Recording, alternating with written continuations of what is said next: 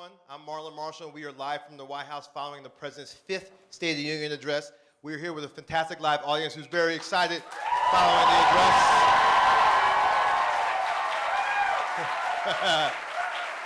We're also here with you. We want to make sure that we get your questions answered. Please tweet with us, hashtag SoToChat. If you have questions, make sure you're tweeting it to us, hashtag SoToChat. We have a great panel, and we're going to get started right in the questions. You guys ready? All right. Let's do it. First question is from Twitter. This is from Aurora Hernandez. Hello, Aurora. Aurora, how are you doing? This is, what are we doing to encourage STEM education for minorities and women? This sounds like a good question for you, Roberto. Do you want to take it? All right, I'm happy to, and I'm really happy to have the question. You know, the President started this evening with the incredible difference that America's teachers make in the lives of our students. And one of the most important things we can do to strengthen STEM education is to get a great teacher in every classroom and to support those teachers in all that they do to help our students succeed. The President believes we need to do more to raise standards, raise our expectations, and up our game, particularly in science and math, in technology and engineering education.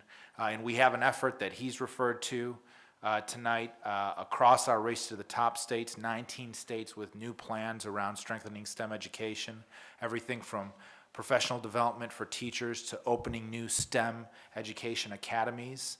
One of the other things that he talked about tonight that's critical here is reforming and redesigning our high schools.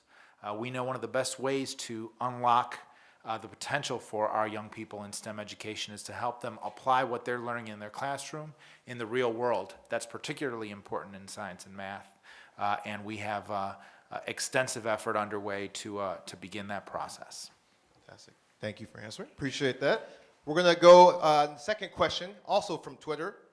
Why are agriculture prices still on the rise even though fuel prices have dipped over the past year?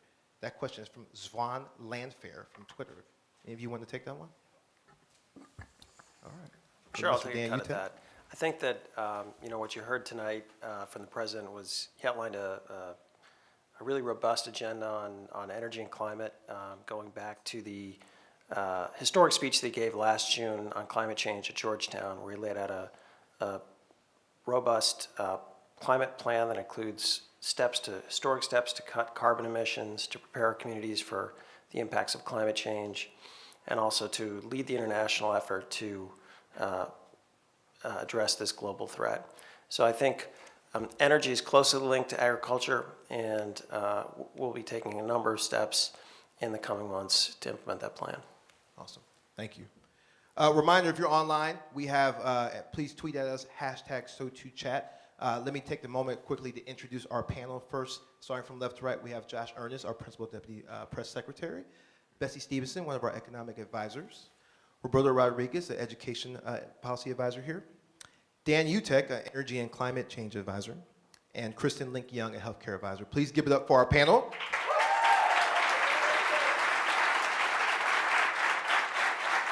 These are fantastic folks who work every day to advance the policies that the President laid out in today's State of the Union.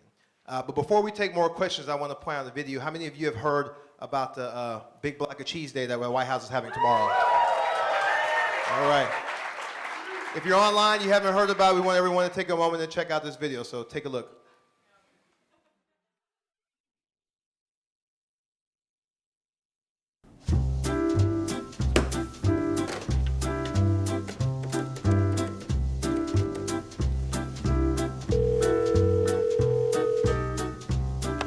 So you're telling me that back in 1837, President Andrew Jackson had 24 horses haul a 1,400-pound block of cheese to the White House, and then published an official invitation for any citizen to drop by for a snack and mingle with the President, with the Cabinet, with legislators and diplomats? That's amazing!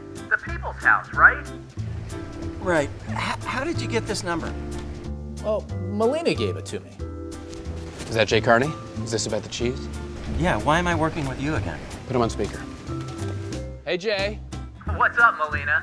So look, I think the White House having a big block of Cheese Day is a great idea.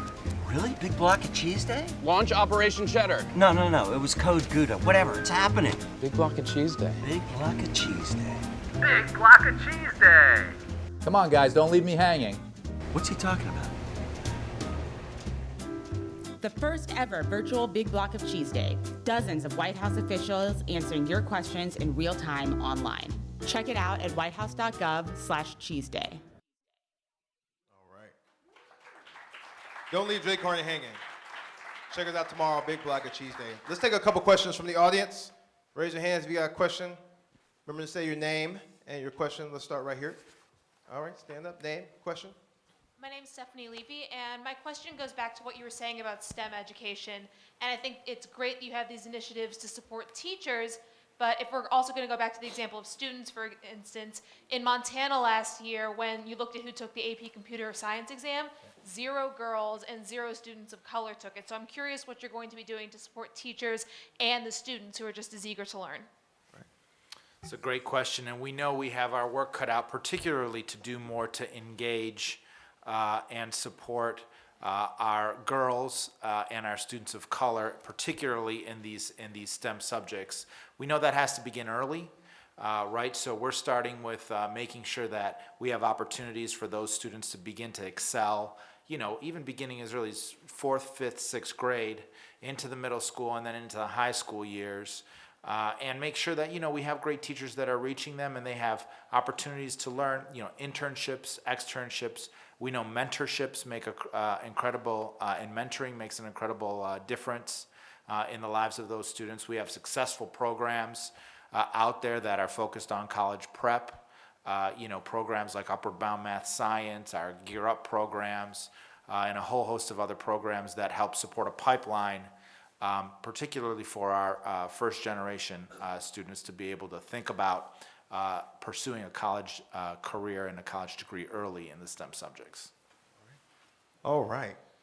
I feel like the whole room has their hand up. All right, let's go over here. We'll come to you. We'll do as many questions as we can. Again, hashtag #SoToChat. Say your name and your question. Thank you. Monique Reiser. A recent report from Child Care Aware of America found that in 31 states and the District of Columbia, child care was more expensive than the average cost of public tuition and fees at a state university. So we just want to know a little bit about what the administration plans to do to make child care more affordable for families. All right, question about childcare more affordable for families. Anybody up there want to take that one? Sure. First of all, as you all know, the president supports a pre-K for all, and extending that pre-K is obviously an important part of covering kids. I have a 4-year-old myself, so I know that that's a year in school is a year not in daycare. And you know, he's going to be working with states, he's going to be working with cities, he's going to be working with foundations to see what he can do while pushing for Congress to enact legislation. And additionally, thinking about ways in which fully understanding the costs of child care are disproportionately borne in those early years when you don't have access to school. So trying to think about what more we can do along those lines. Yeah, and just to add to that, you know, in addition to the affordability question you raise on child care, we also have to make sure that our children have opportunities, every opportunity to learn, and we know that learning begins at birth. So our administration's taking bold steps to make sure we're improving the quality of our child care subsidy system, and we have regulations that are currently under review and for public comment to help strengthen our child care subsidy system as well. Awesome. These are great questions so far. Let's take one more from up here. You, sir. My name is Michael Orth. I'm a teacher in Kenosha, Wisconsin. On my students' list of things is college affordability. And it also hits me at home. I have 2 kids. They're in 8th and 9th grade. They're going to be going on to college very soon. I'm still paying my own student loan debt. And now I'm going to take on the cost of sending them to college as well. The president started to talk about college affordability and extending those benefits. What can we do to help parents and students? Yes, well, a good education question so far. You know, that it's an important issue, and you and 37 million other borrowers across the country, student loan borrowers, are working to help repay those loans. The president wants to make sure that our borrowers have every opportunity to manage that student loan debt at an affordable rate. You heard him talk tonight about enhancements to the income-based repayment program, what we call the pay-as-you-earn program, that will help our borrowers peg their monthly payments to 10% of their discretionary income. We believe that's a huge benefit that could reach millions of borrowers, and we're trying to take steps, and we've taken steps over the past several months to make sure we're reaching more borrowers to inform them of those options. Ultimately, we also know that this issue of college affordability is a shared responsibility. We have a responsibility at the federal level to make sure that the Pell Grant is strong, you know, that, and we've raised that Pell Grant amount by $900 for our maximum award for our students. We're trying to do more to make sure that states keep up their end of the bargain and invest in our colleges and universities, so that, you know, so that the tuition doesn't continue to rise at our state colleges and universities in particular.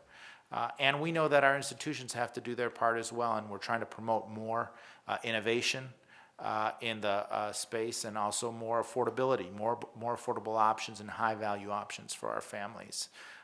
And so, you know, I want to refer everyone to our college scorecard, which you can find at www.ed.gov or at whitehouse.gov. This is a tool the president rolled out last year that will help America's families better provide a snapshot around college affordability and value. And ultimately, we want to do all we can to make that path toward a college degree an affordable and an attainable one for all of our students. Awesome. Thank you, Roberto. I'm going to give Roberto a break for a second. All right. And while I do, have you guys heard about the president's Google Hangout on Friday? Google Plus Hangout? If you hadn't heard about it, if you're online, you haven't heard about it, we have a quick video for you. We want all of you to get online, check out the Google Plus Hangout, and ask questions to the president himself this Friday. Check this out. The special presidential train has just rolled into track 1. It is a very great honor to present your president. I've had a most pleasant time meeting the people of the United States. I've talked to all these people, and a great many people have talked to me. And I'm glad of the privilege of having a chance to meet you face to face.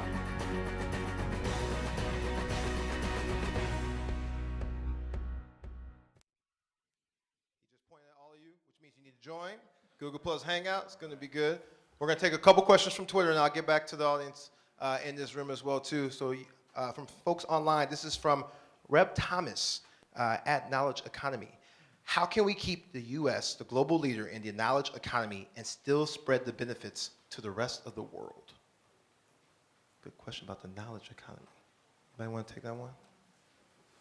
Yeah, we should have the economist should answer the question. Not the knowledge economy. Well, you heard the president talk today about how important it is that we continue to fund research, and that's obviously been, the funding of research is very important. You know, this year we had all the Nobel laureates who won this year, who were American, and every single one of them had actually received funding from the government.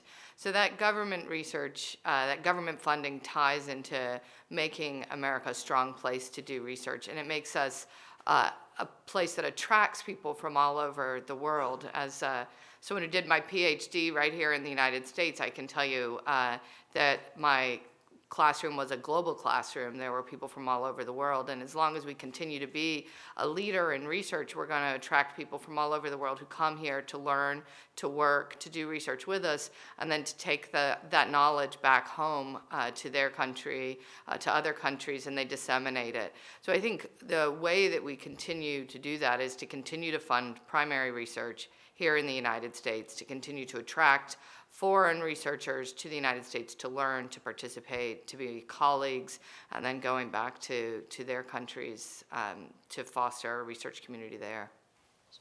Thank you very much. We're going to take another one. See hands go up. Go on to Twitter again. Go on to Twitter again. And a reminder again, hashtag #SoToChat if you want to ask a question. We have some good questions coming in. This is from @CZTeacherman. What are you doing to protect the rights of workers to band together and fight for their rights? Oh. See some folks like that one. Who wants to take that one? Well, Josh, what are you thinking? I'll take a shot at it. I think the Secretary of Labor may be joining us a little later, so maybe we'll come back and give him a chance to answer this question. That was a surprise. I'm not very good. Surprise! Surprise! I'm not very good at keeping surprises, so I guess you all know that about me now. The one thing that I will say is that one aspect of this president's career throughout his time in public service has been his strong support for working people and certainly for the rights of workers to organize. And that has been something that has characterized his time in public service. And that is something that he has spent time as president working on as well. And it is not uncommon for the president to meet with leaders in organized labor to talk about how the different issues that he's dealing with on a daily basis are affecting their members, and how the policies that he's dealing with on a regular basis are affecting working people. And so that's something that he spends a lot of time on. It's a system that he believes is really important, and maybe we can talk about it a little bit later with our surprise guest. Talk about it later with our surprise guest. There'll be more surprises for this. How you guys feeling? Feeling good? Hope you guys feeling good online. All right, let's do a couple audience questions. Let's go in the back left somewhere. Go ahead, Zoe. Go ahead. Yeah. Oh, go here. I'm Amy Lynn Smith from Michigan, and my question actually comes from the mayor of Southfield, who lives near Detroit, as we all do. And we would like to know how the White House administration's policies moving forward are going to help cities like Detroit, not in terms of a bailout, but in terms of just how these policies are going to support cities who are working hard to come back through their own efforts. I can talk about this a little bit. As it relates to the city of Detroit, the administration has put together a team of senior individuals representing different aspects of the administration to help try to coordinate the federal assistance that can go to assist the citizens of Detroit. Now, just to be clear, this doesn't mean additional federal money necessarily, but it helps to make sure that the leaders in the city of Detroit have the technical know-how to apply for the kinds of grants and assistance that that's already available to them through the federal government, and how that can best be applied to make a difference in their communities. So there are individuals from leaders from the Department of Housing and Urban Development, the Department of the Treasury. I know that the Department of Education is involved in this because there's money for schools that can be used to benefit the schools in Detroit. This is a model that we're trying to use in other cities that don't face a problem as quite as significant as Detroit, fortunately, but still can benefit from the kind of know-how that administration officials have about what kind of resources are available to cities. That there is an important role for the federal government to play in supporting cities as they try to meet the basic needs of their citizens. So this involves, like I said, helping schools where possible. In some cases, it involves helping local community health care centers. This is something that the Department of Health and Human Services has increased funding for pretty significantly over the last several years under the president's leadership. And there are a range of ways that the administration is trying to coordinate our assistance to cities. But ultimately, at the end of the day, it's important for leaders in these communities to have a say and to dictate what they want their communities to look like. And so the administration, I know, is also very sensitive to ensuring that people in their individual communities are empowered to make decisions about what they want their communities to look like, what the priorities should be in terms of making investments of resources, to try to turn their communities into the kinds of places where they want to live out the American dream, raise a family, and retire. So this is an important focus, and frankly, this was particularly important earlier in the administration when we were in the depths of the economic recession, that we saw that a lot of communities that were struggling before the recession were hit the hardest. And so they had to work the hardest to come back. And that's been the focus of this administration since the very first day because of the crisis this president inherited. And we've got a lot more work to do. But we are looking for more opportunities where we can partner with local communities to help them coordinate some federal assistance and make their communities as strong and as vibrant and as dynamic as they would like them to be. As the economist, I just have to add that, what's important for Detroit, what's important for every city in America is we make the economy as strong as possible. and that we do things like strengthen our infrastructure so that people can get around and that we can get to our jobs quickly, we can be as productive as possible. The president's talk tonight about his infrastructure ambitions, cutting red tape for infrastructure investment, doing more to invest in infrastructure. And the other thing is, of course, building our manufacturing.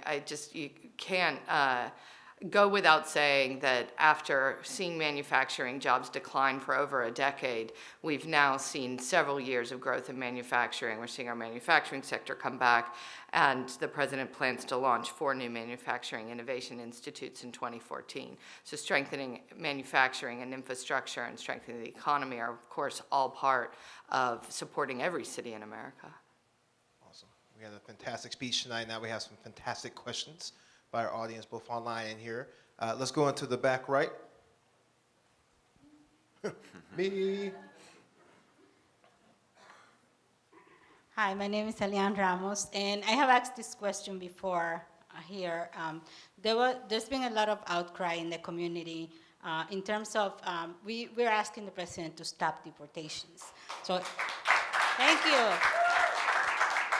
So, what is the president's plan to stop the deportations and also to bypass the obstruction in Congress in terms of immigration reform? That's a good question. This is a question that you may have heard the president himself answer on a couple of occasions. It's not uncommon for the president to be asked this question directly. He generally answers it in a couple of different ways. The first is, if we really want to address the problem that we have with our broken immigration system, that's one. There aren't many things on which there is bipartisan agreement in Washington, D.C., but there is bipartisan agreement that our immigration system is broken and needs to be fixed. There are a lot of good reasons for doing so. You highlighted some of them, that this is having a devastating impact on some communities, on many communities in this country. There are also significant economic benefits to be enjoyed from getting immigration reform done. There are strong indications that our economy would grow faster if we were to solve our immigration challenges. That jobs would be created, the unemployment rate would go down, and that it even reduced the deficit. So there are a whole lot of reasons why people can be in favor of immigration reform. Now, what's also true, to solve a problem that is that big and how should I say this? To solve a problem that is so ingrained in our current federal policy, you need legislation. There is simply the president can't use just the stroke of a pen to solve this problem. There have been some aspects of this problem that the president has been able to address through the stroke of a pen. So you'll recall that about a year and a half ago, the president's administration, through the Department of Homeland Security, put in place a deferred action program that allowed undocumented immigrants to this country who came to the United States as a child were given deferred action, that they wouldn't be prosecuted immediately. So that was certainly one step that had a tangible impact in helping communities and individual families in some communities feel more secure. But to solve the broader, more persistent problem that exists, it's going to require legislation. Now, getting significant and important legislation through this Congress over the course of the last 3 years has not been easy. But if there's any problem on which Congress has been able to make some progress, it's immigration reform. We saw over the early part of last year that Democrats and Republicans in the United States Senate got together and hammered out a compromise piece of legislation that did pass the United States Senate with bipartisan support. The good news about that legislation is it generally reflected the principles that the president himself had laid out. It increased security for our border. It would ensure that employers are playing on a level playing field by improving enforcement and making sure that all employers were playing by the rules when it comes to verifying the employment of the people that they were hiring. It would reform our legal immigration system. There are too many people who are stuck in a really long line and who are trying to play by the rules, who are trying to follow the system as prescribed, but that system isn't working very efficiently, so we need to reform that system. And as you pointed out, we need to have a path to citizenship for undocumented workers who are already in this country. So there is compromise. There is a template for compromise that exists. There is bipartisan support for it, and it's already passed one of 2 houses of Congress. So we're making a lot of progress on this. The other piece of good news is that just in the last 10 days or so, we have seen more indications from Republicans in the House that they are considering a variety of principles that they may put forward about what they would like to see in immigration reform. That is typically the precursor to House Republicans actually making a decision to put forward a specific piece of legislation and to take a vote on it.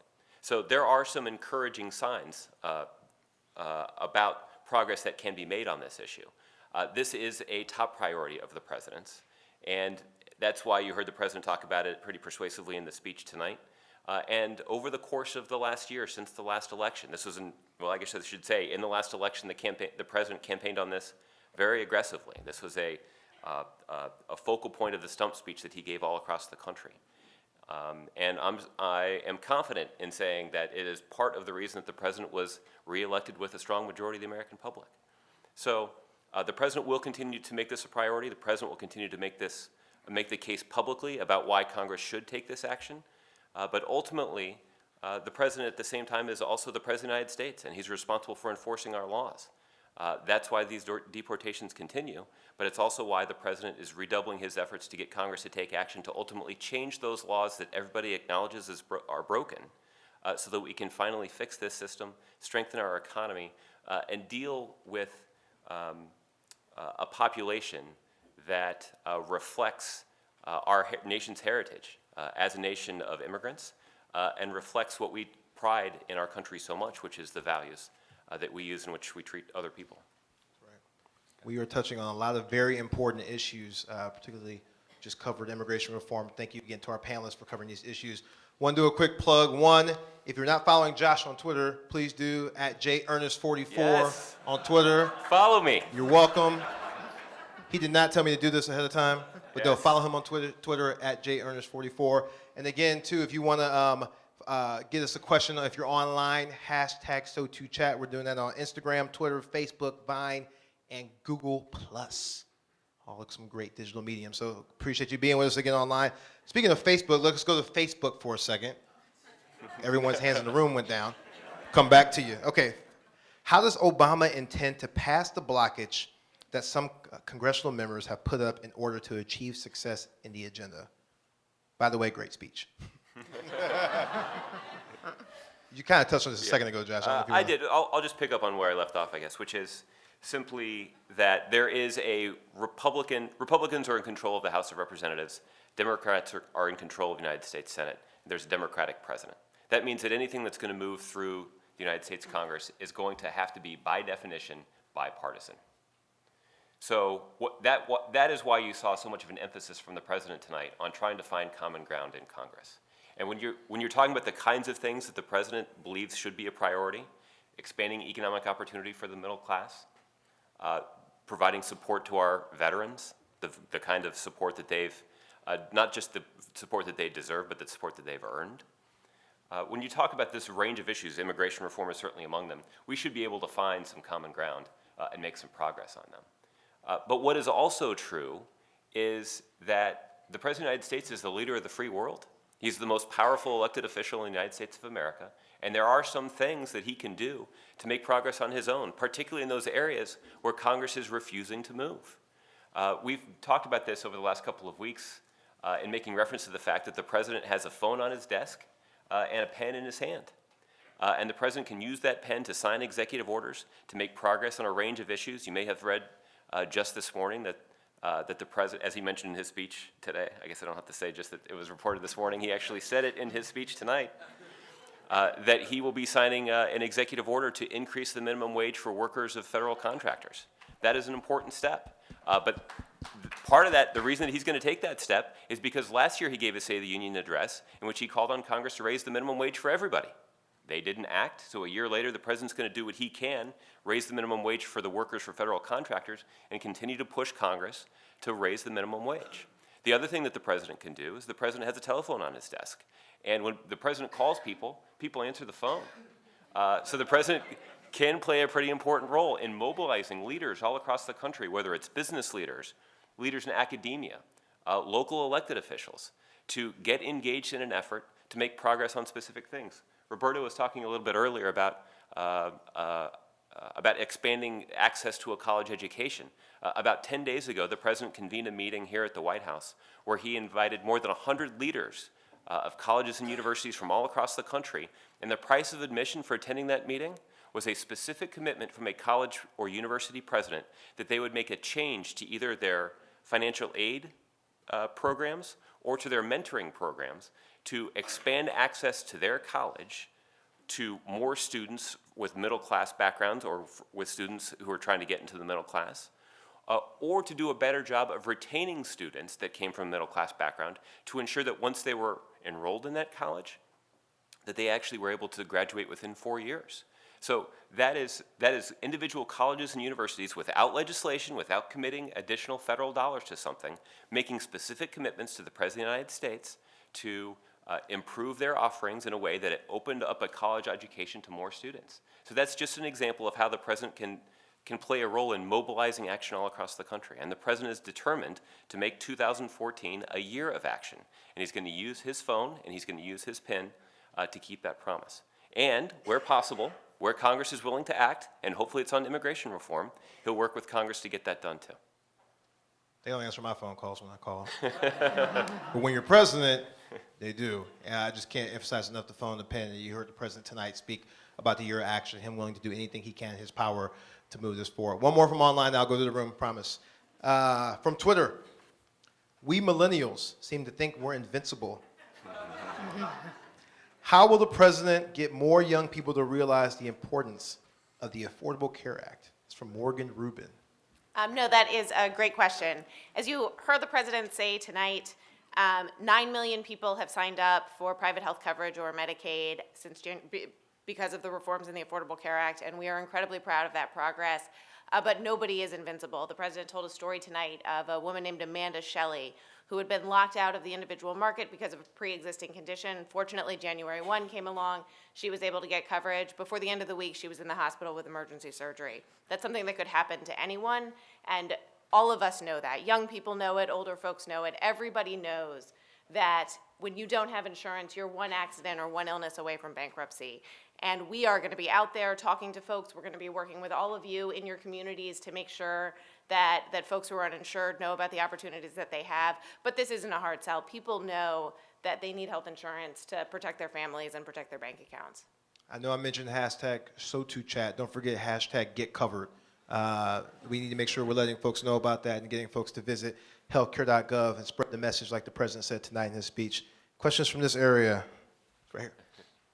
Yes, I was wondering a follow-up question about, how the president was going to take unitary action, and do you have any concern that it will read as legacy politics? Is it that it might take Obama seem that he's given up and will do it his way? Mm-hmm. How are we going to create this bipartisan cooperation that he talked about in his speech? Sure. I'd say two things about that. The first thing is simply that executive action is not a substitute for legislative action. That, as I mentioned earlier when I was talking about immigration reform, oftentimes in order to take action that's more enduring and that can't just be reversed, it's important for Congress to actually pass legislation. And that's why the kind of executive actions that the president can take, while important, are not necessarily a substitute for robust legislative action. The second thing that I would say is, ostensibly the reason that you run for and get elected to Congress is to pass legislation that you think is in the best interest of the country.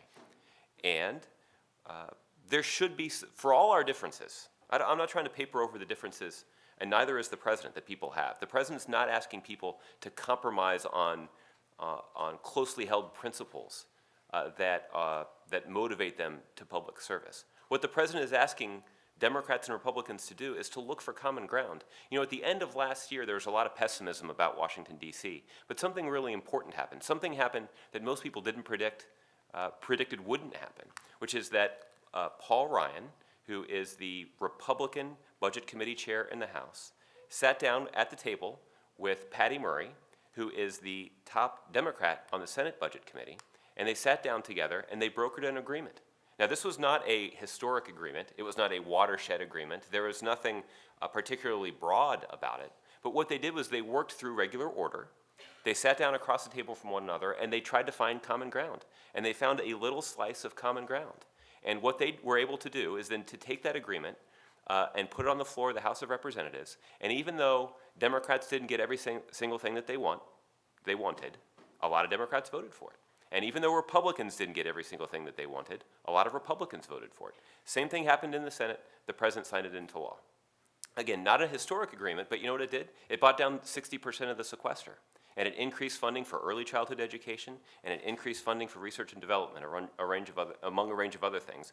And it means that we probably won't have, knock on wood, any more crisis around a government shutdown. So this is a relatively small agreement, but it is an indication that there still is hope that we can get things done in Congress. So again, I don't want to be overly optimistic about it, but there is a template for us to follow in terms of getting some important things done, some areas where there is common ground. And there are some important areas where there is common ground, whether it's early childhood education or expanding access to a college education, some measures that would create jobs, infrastructure spending. There is no such thing as a Democratic or Republican bridge, for example. We should be able to get comprehensive immigration reform done because there are Democrats and Republicans who support it. So that's the kind of strategy that the president will use, which is he will move unilaterally when he can, but he also wants to take advantage of every opportunity to work with Congress to find common ground and make progress on these kinds of core values that Democrats and Republicans share. Let me take a minute just to give you an example. Let's take the minimum wage. You know, you heard a year ago the president stood up and he asked Congress to increase the minimum wage for the entire country. As you all know, that hasn't happened, but in the ensuing year, what he's done is gone and looked at companies that have done that voluntarily and seen these companies see that raising the wages for their workers has actually improved their bottom line. And he's pointed to these companies and cheered them and said, you know what, I'm an employer too. So Costco can lead by example, so can the federal government. So the executive order isn't saying, you know, isn't saying I don't want Congress to raise the minimum wage, but he can lead by example, and he's going to raise the minimum wage for federal contract workers because that's good for the workers, but it's also good for the American taxpayers because just like Costco is getting value for their money by paying workers more, we can get values for our money by paying workers more. Another Twitter plug. You can follow Betsy Stevenson at CEA Betsy, EY, at CEA Betsy. Please do. Take another one from in the room. How's our panel doing, guys? Oh. All right. Let's go right here. Thank you. My name is Ashley Wilson. I work for Network, the National Catholic Social Justice Lobby. And my question is about the executive order to raise minimum wage for federal contract workers. From what I've read and what I heard, it's just for new contract workers and people who would renew their contract. So I'm wondering what the president's plan is to make sure that existing federal contract workers still benefit from an increase in a wage that they desperately need. Some good economic questions going on. That's a great question. And, you know, thinking about how we were going to do the executive order, we had to think about what the president's legal authority is to actually increase the wages for contractors. And he, you know, while he does desperately believe in raising the minimum wage for all workers, he also has a responsibility to do what makes the boost the economy and efficiency in his contracting. And so it would. That is one of the reasons why the executive order is going to apply to new contracts, because when we have contractual arrangements, we can't go back and blow those contracts up. We've got to honor the contracts we've signed. As contracts come up, we are going to be asking all of our contractors to raise their wage. I will tell you, as an economist who studied how people react to writing on the wall, often they do start to move ahead of time. You know, they know that they're going to have to compete when it comes up for a renewal, when they're going to have to compete by paying workers more. And, you know, our hope is that a lot of these contractors are going to start moving in that direction ahead of time. But where our legal authority is to be able to insist on that at the time that we're opening up a new contract. Thank you very much. How many of you all heard the president speak about climate change tonight? Yeah? All right.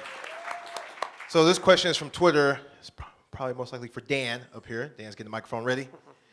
Is the all of the above energy strategy working? This is from Joy Marquardt on Twitter. Is the all of the above energy strategy working? Okay.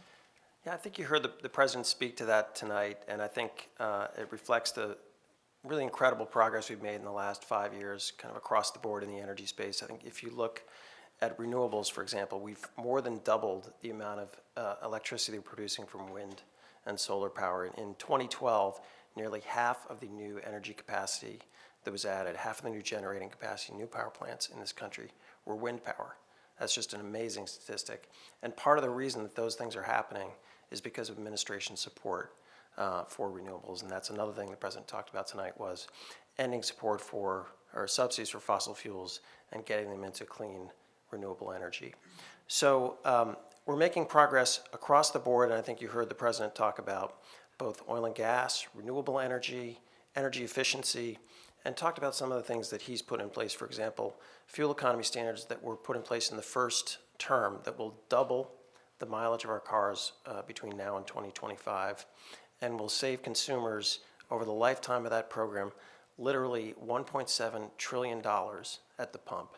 So we're making good progress in diversifying our sources of energy, getting more affordable energy, and at the same time, creating jobs and driving our pollution down. If you look at carbon pollution in the U.S., the president said tonight that over the last years, no nation on earth has reduced its carbon pollution more than the United States of America. We're down about 11% versus 8 years ago. But there's much more to do. I think you heard the president say that we have tough choices to make, and he outlined some things that he's going to do. For example, setting carbon standards for the first time for power plants. We have standards for mercury and other pollution to limit those things from power plants, but nothing that limits the amount of carbon pollution we put in the air. So that's an important thing that we're going to be doing in the coming months. But I think there's a lot of economic opportunity here. There's a lot of job potential here. But the president also underscored that we really need to act. And as he said tonight, you know, as far as climate is concerned, the debate is settled. Climate change is a fact. And when our children's children look us in the eye and ask us if we did all we could to leave them a safer, more stable world with newer sources of energy, he wants to be able to say that, yes, we did. Yes, we did. First of all, I want to let you know, if you're online, thank you for keeping your questions coming in, because hashtag SoToChat is trending nationwide right now. So keep your questions coming. Online, Twitter, Instagram, Facebook, Google+, Vine. We're going to take one more from the audience. I'm going to alternate for a little bit. Let's go to this gentleman right here. How you doing? Nathan McKenzie, Petersburg, Virginia. My question is, I know we're speaking a lot about immigration reform and also the minimum wage, but what effort is being made to help with convicted felons and rehabilitation rather than allowing those folks to be consumed by rejection and thus returning back to the system that brought them to that place in the first place? I want to take that one. Well, you want to take a shot at that? let me begin. Let me just begin, and I can speak to this from an education standpoint. I mean, we believe that we have to do much more to make sure that our education system does all it can to ensure that every young person stays on track to graduate from high school prepared for a productive career, for citizenship, and full engagement in their communities, and for college. And here we have a lot of work to do. I think, you heard the president point to some encouraging signs tonight. We have the highest today graduation rate in our high schools that we've seen in 3 decades.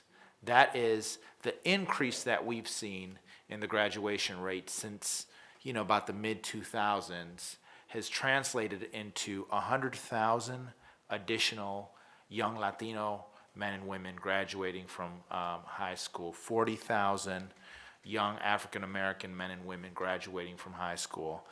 So that's tremendous progress. We have to be proud of that. But we have a lot more to do. We still lose 1 million young people a year in our educational pipeline because many of those young people become disengaged in their studies from their educational system. So we have a strong framework to do more to make sure that we're beginning to turn around some of these schools and really get into our communities and develop meaningful partnerships to make sure that we're engaging our young people early, helping them to succeed. We have an effort underway through the School Improvement Grants Program. Over the last 4 years, we've invested over $4 billion in some of our neediest schools that are producing over half of our dropouts, 3/4 of our dropouts of color coming from these schools, and providing them a new day for learning, a new day to support a better curriculum, a stronger set of support services, stronger community and parent engagement, and a clear focus on high expectations for all of those young people. We're also doing more to make sure that we're getting to our families early and that they have the supports and that they need to be able to be successful with their children. Right? And part of that is through the Promise Neighborhoods initiative that we've launched across the country to provide a continuum of supports and services, not only to young people, but also to their families, especially in those middle and high school years as they think about their future. The president has just recently designated some new promise zones around the country to look at what we can do to support our local municipalities in this work to really build stronger and more stable communities for our young people. We believe that's a critical preventative piece to the question that you raise.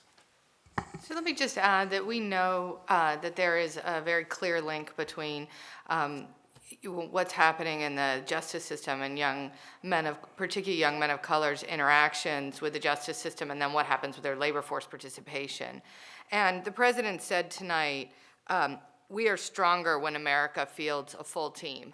He was talking about getting the long-term unemployed back to work, but that's a general philosophy. We are stronger when America fields a full team. And that means we need everybody to be able to participate to their fullest extent. And so we're certainly thinking about all the ways in which we can boost labor force participation and make sure that we're getting people integrated back into the community, back into the labor force, whatever's taken them out, whether it's coming out because you had a baby, whether it's coming out because you've been long-term unemployed, whether it's coming out because you had an interaction with the justice system. We want to get everybody back in, everybody participating and making sure that we're fielding a full team. Marlon, I just want to add, that's a great answer. The other thing I'd want to add to all of this is just to reassure you of the president's own personal commitment to this issue, that he himself feels a very strong conviction to serve as a role model to young men in particular. It was about a year ago this month that the president traveled back to his old state Senate district in Chicago. It was the first time he'd been back there as president of the United States. And it was just a few weeks after Hadiya Pendleton had been shot and killed on a playground on the south side of Chicago. And while he was there at a local high school, the president visited with some young men who were students at that school who were part of a local program in Chicago called the Becoming a Man program.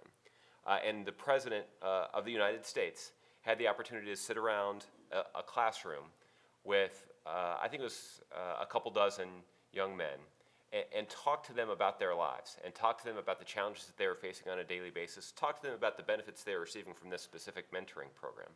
The president, to this day, talks about the experience of sitting down with those men. And I think you can expect that you're going to hear more from the president about what he himself, what he would like to do to try to serve as a more public role model, but also what kinds of things can he do to inspire others to take a more active role in their communities, in serving as a mentor or a role model to young men and women in communities that are overlooked too often. So I would encourage you to stay tuned and hear more from the president on this in the months ahead. Powerful story and fantastic answers all around to a very, very, very great question. Folks, our special guest, which was has arrived. Everyone, please give it up for those of you online. We are joined by Labor Secretary Tom Perez. Please give it up for the Secretary.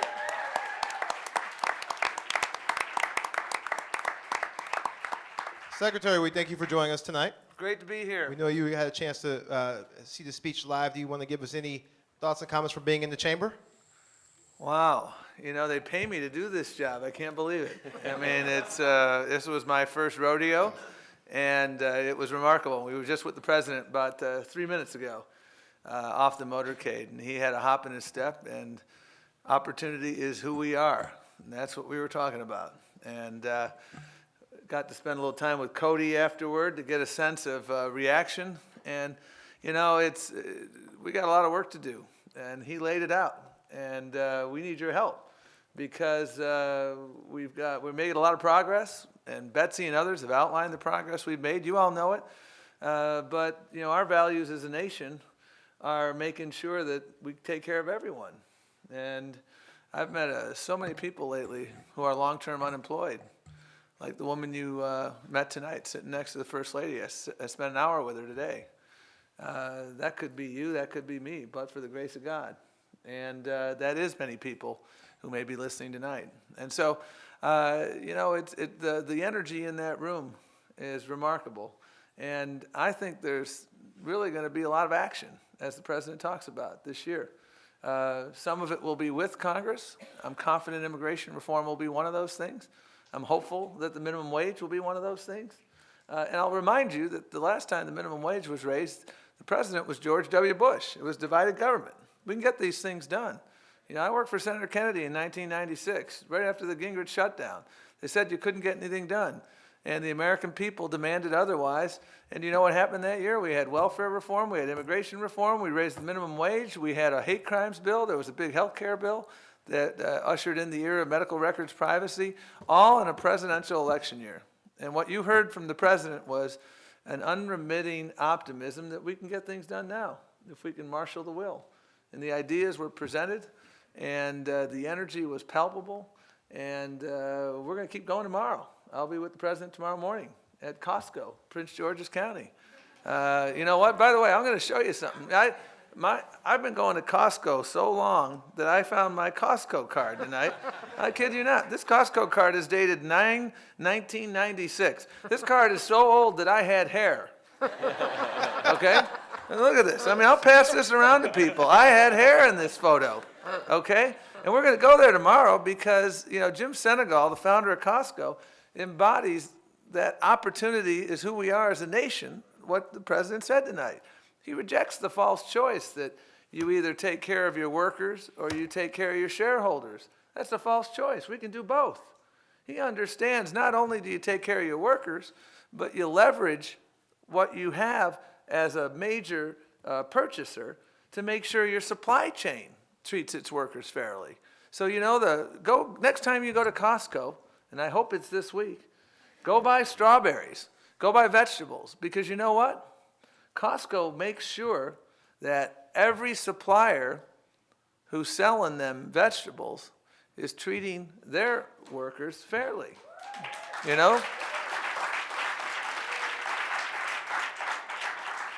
And you know why they do it? Because it's the smart thing to do and it's the right thing to do.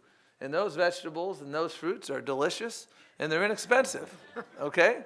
And so that's what we're going to talk about. That's what the president's going to go all around the country talking about. Access to opportunity, how we can make this country the American dream for everyone, like it was for my parents when they came from the Dominican Republic, like it's been for my siblings. Those fundamental building blocks of prosperity. You Dominican in the back? Dominicano. All right. The most important thing for my family in the next 3 months is when the Red Sox come here after they get the crown, because my son's going to be wearing his Big Papi shirt, and he is hoping to get that picture. So we digress. You know, we Dominicans, you can't help it. It's in the blood. So we're going to keep moving. And I want to stop talking, but I tell you, it's so exciting to have been there with the president tonight and see the energy in the room. And the work is ahead. But I have an unremitting optimism that the opportunity agenda that he outlined is going to be a reality, and that we're going to continue to make progress, whether it's the minimum wage for government contracts that he announced today, minimum wage for America that will be passed in short order immigration reform, all the other things that are about those building blocks for prosperity. That's what we're all about, and that's what we're going to keep doing. And it's great to be here, and I look forward to taking any questions you have. Perfect. First of all, give it up for the Secretary.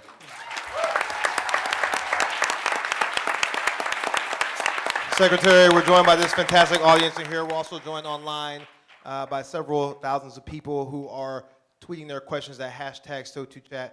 This is, given his sports analogy, it's also probably a bad time to announce that I'm from St. Louis and the Cardinals fan. But touche to your Red Sox. Okay, we'll do a couple of questions for the Secretary. Let's start with this gentleman right here. Hi, Mr. Secretary. Thank you for coming. David Feynman with the Jewish Federations in North America. We advocate on behalf of people with disabilities and their families, and I know that's an issue that's you're very passionate about. We heard a lot about growing the economy and jobs, but as you know, the disability community is disproportionately underemployed, has no access, limited access to education and training, various aspects of the economy, disincentives to work with their benefits structure.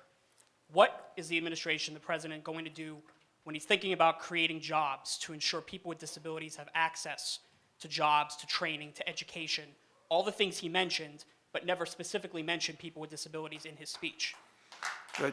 Thank you for your question, and thank you for your leadership on this issue.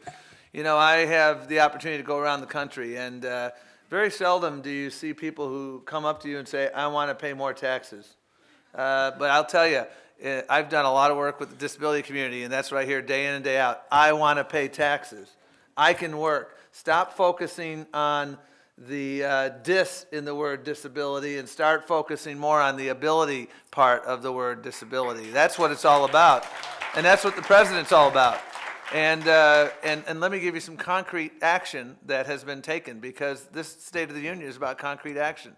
As you know, just a few months ago, we issued a regulation at the Department of Labor under Section 503 that requires employers to establish guidelines and goals for the employment of people with disabilities. And you know, I'll tell you, I've spoken to employers who are already doing this, and they understand, just like Jim Senegal, he does it because it's the right thing to do and it's the smart thing to do. That's what employers tell me. It's the right thing to do and the smart thing to do. And those regs have helped us really make progress. You look at the hiring of people with disabilities in the federal government, 29%, we're really moving up the food chain on that. And that's another concrete step, because we're measuring it and we're helping people to make sure that they're engaged in practices, whether it's in the federal government or elsewhere, that will enable the hiring. And then most importantly, we have to, or equally importantly, we have to eliminate other barriers.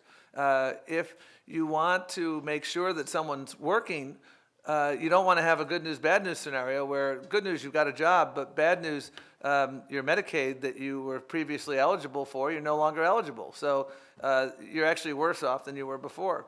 So one thing that the president's doing is making sure we implode stovepipes around all of our agencies, because the true empowerment of people with disabilities involves Medicaid issues and other health care issues. It involves housing, it involves transportation, it involves employment, it involves education, it involves the Department of Labor.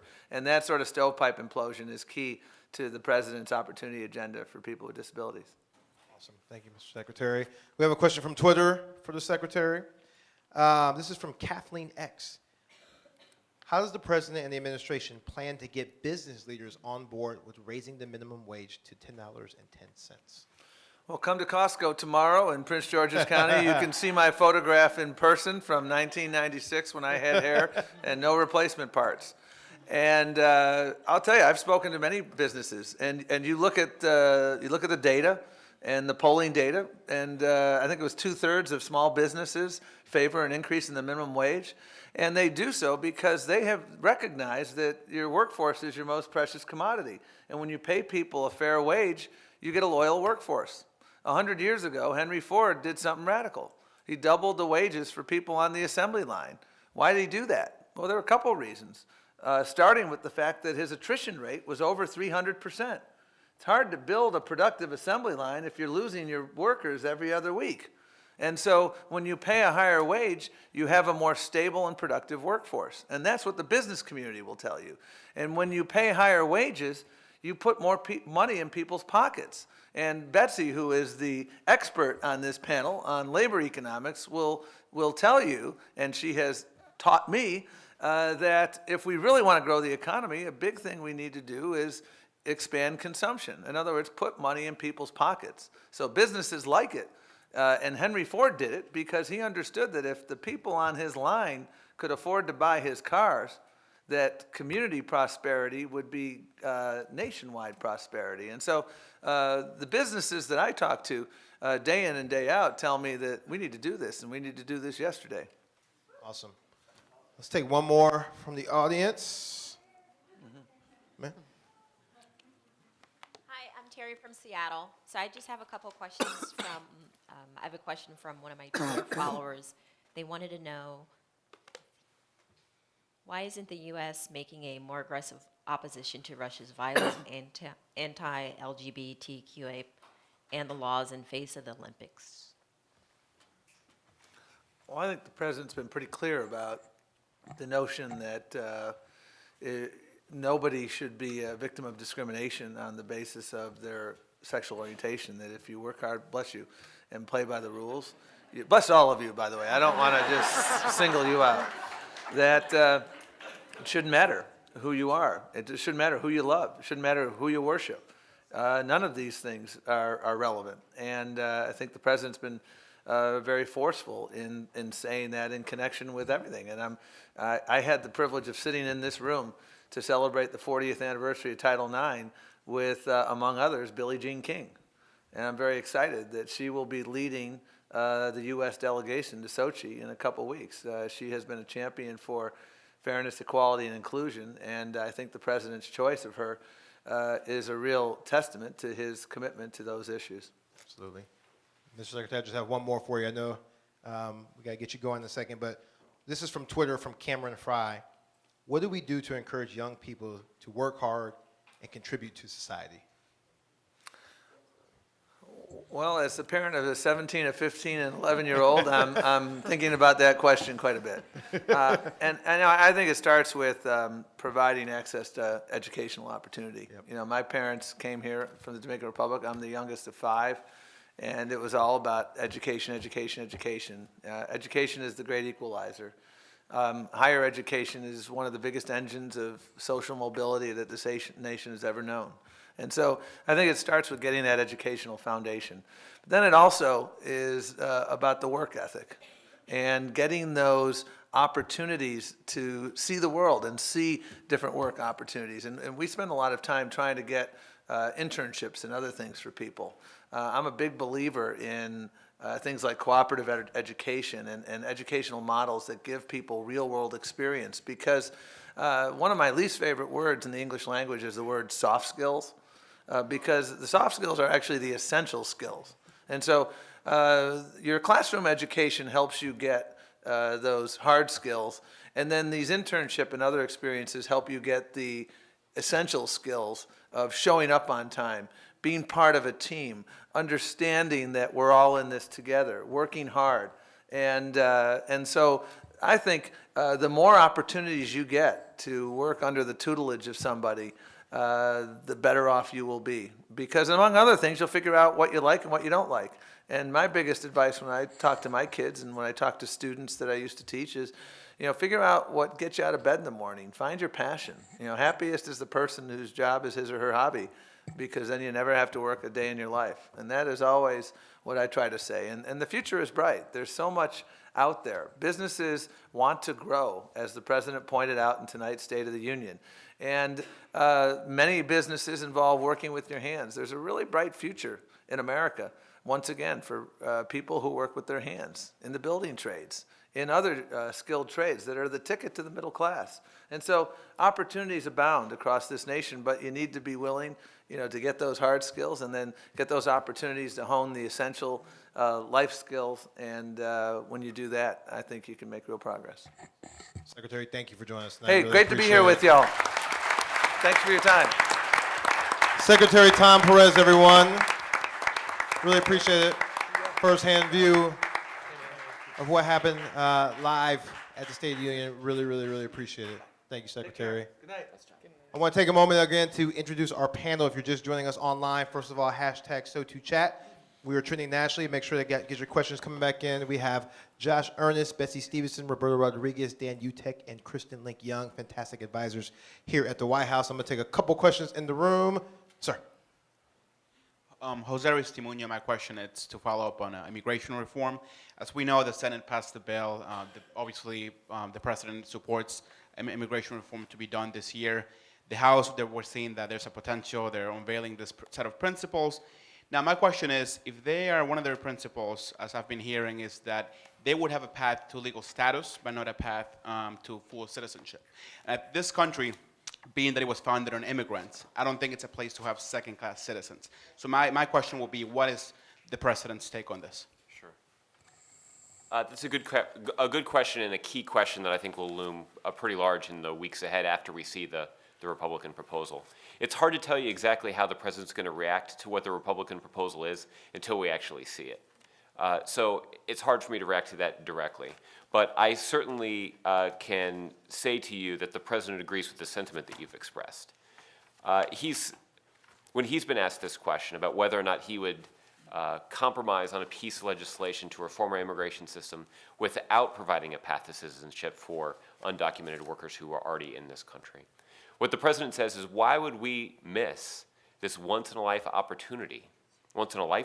opportunity to deal with what is a significant challenge in so many communities all across the country? Why would we pass a big piece of legislation that would increase security along the border, that would level the playing field for workers, that would reform our legal immigration system, while leaving the status of 10, 11, 12 million people who are already in this country unresolved?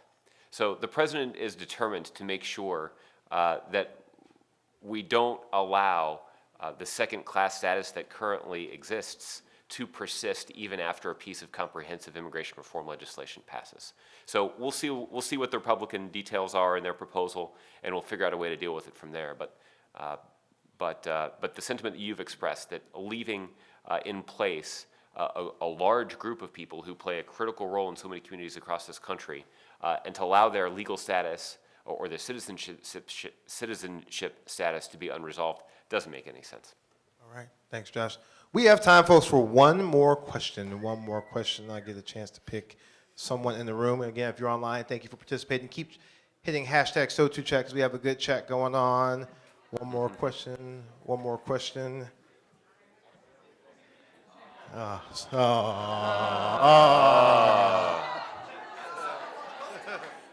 Thanks for helping me out. My name is Evan Gildenblatt. I work for the Kent State University Office of Federal Relations here in D.C. Over the past 30 years or so, we've seen a pretty drastic reduction in state funding for public institutions, and along those lines, we've seen an increase in the money that's going to largely unregulated, for-profit private institutions who seem to be taking away the focus from where it really needs to be, and this was something that the Senate Help Committee highlighted. My question for you is, what can the state universities like Kent State, large and small across the country, do to work with the administration in order to help mitigate the effects of these issues of the past 30 years or so? Well, thanks for the question.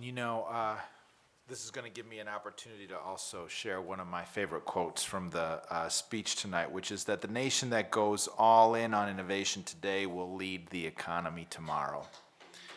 That's a great quote, right? I mean, that captures, not only the sentiment of what we're trying to do in terms of the arc of the economic policies, but also in terms of our educational system. I think the path toward an innovation economy is really paved in our classrooms and at our universities. So one of the most important things that our higher education system can do is to open up those pathways for a greater share of our public. The president has challenged us at the beginning of his administration to, again, regain our international leadership with the highest share of college graduates by 2020, right? That means we have to go from about 40% to about 60% in terms of the share of our young people that are completing a college degree. And today, we have only about 58% of our population that begins college, finishes a college degree in 6 years even, let alone 4 years. So, we believe we have a shared responsibility to be able to do more to make sure that those doors of higher education are open for the American public, and that we have every opportunity to be able to really persist through those doors and complete. And, for 2/3 of America's students who attend higher education at state colleges and universities, that is it. Our institutional leaders here are on the front lines of really, helping to shape the future workforce and helping to grow what needs to be America's innovation economy. And I'm very hopeful about this. I feel like we have seen tremendous surges in the number of young people who are on college campuses today. We've seen great increases, particularly in the number of students of color and first-generation college goers that are on college campuses today, and that's a really exciting fact for us. As Josh mentioned, just 2 weeks ago here, we had over 100 college presidents from our private as well as our public colleges and universities committing to doing more to make sure that college is affordable and attainable, attracting more young people into that college pipeline, simplifying the FAFSA, working with superintendents and mayors and others in their communities to open those doors of college opportunity, and then putting in place the types of strategies to help our young people be able to be successful once they get onto campus. That means we have to redesign our college courses for 21st century learners. It means that we have to do more around college advising. It means we need to do more to make sure that we're helping to engage in mentorship and in learning opportunities and learning communities for many of our young people who are on college campuses so that they can be successful in their courses. So, we believe we have a strong role to play as a federal partner in that work, but we really applaud the leadership of our nation's colleges and universities. We think that there's a critical role to play there too. We started with Roberto, and we're going to end with Roberto. First of all, please give it up to our panel. Josh Earnest, Bessie Stevenson, Roberto Rodriguez, Dan Utek, Kristen Link Young. Thank you all for taking the time following the speech to do this. Please give it up for yourselves and our online audience. They were fantastic. So2 Chat trending nationally. And last but not least, please give it up to the President of the United States of America for a fantastic speech tonight. His fifth stage giving an address. Thank you all for joining us tonight. The conversation does not end here. Make sure you follow us the next few days at whitehouse.gov/SO2. We have the Big Block of Cheese coming up. We have a Google Plus Hangout with the President. We have much more. This is not just done with the questions that we had tonight. The way we're going to move this agenda forward is by everyone in this room and you following us online with your engagement in this agenda. We need you. We had to keep moving. Let's make this a year of action. Have a good night. Thank you so much.